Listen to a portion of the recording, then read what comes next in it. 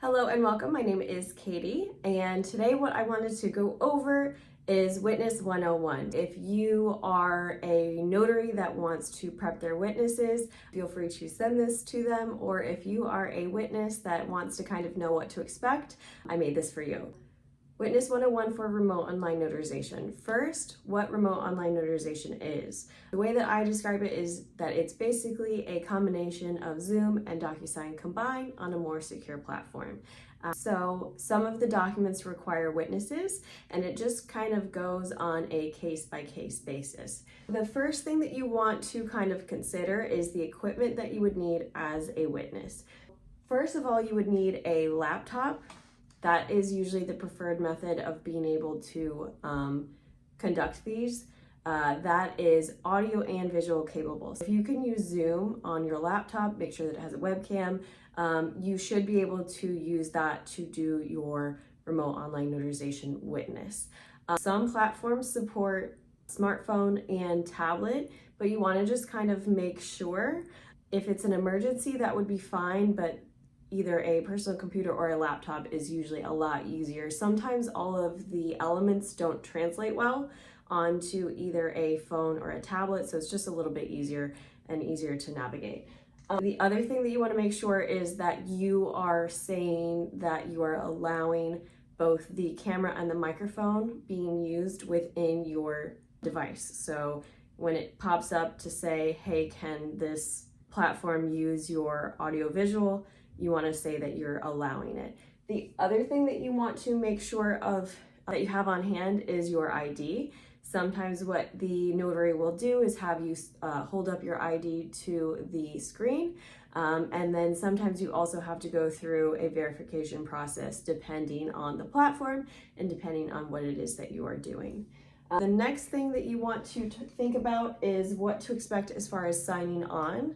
I would probably get with the notary and just kind of see which platform they are using, and then see if they have like a little bit of a step-by-step guide. Usually for witnesses, it's very, very straightforward to be able to get signed on. Usually you just receive an email, you click through, answer any questions, upload your ID if that is required, and then just get within the session. So within the session, you will be able to see the notary, the signers, and the document.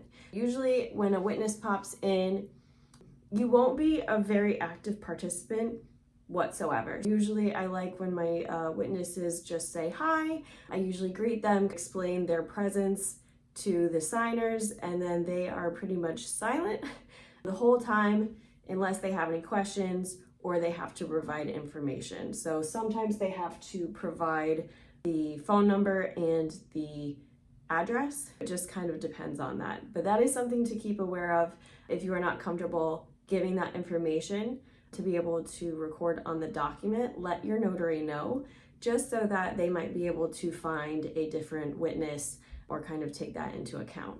The other thing to consider is the time. So sometimes it kind of depends on a lot of different factors, but sometimes it can take about 5 minutes to get something witnessed, and sometimes it can take a lot longer. It depends on the type of document. It depends on how technologically savvy the signers are, and then if there are any questions that come up within the notarization that they might have to bring a third party in to answer before they can continue with the signing. The other thing to consider is that sometimes you have to be a little bit flexible because they have to postpone the notarization, or they can't do it that day, or they get in there and then the numbers are completely wrong, or the document is messed up.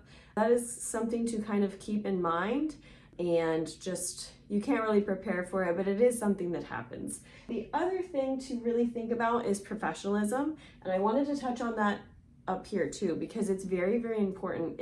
The things that it can represent to the notary is the signers could be representative of a client that this notary has been trying to basically acquire for years. It's important to be professional when you are a witness.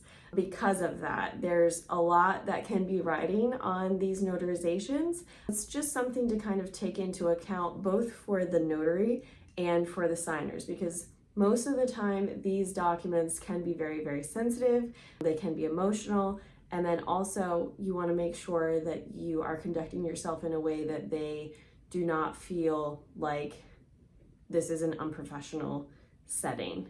The environment, you want to make sure that it is a quiet space that you can pay attention and be attentive. The other thing is that you want to make sure to not really comment about any of the document, because there is personal info. You want to just be professional.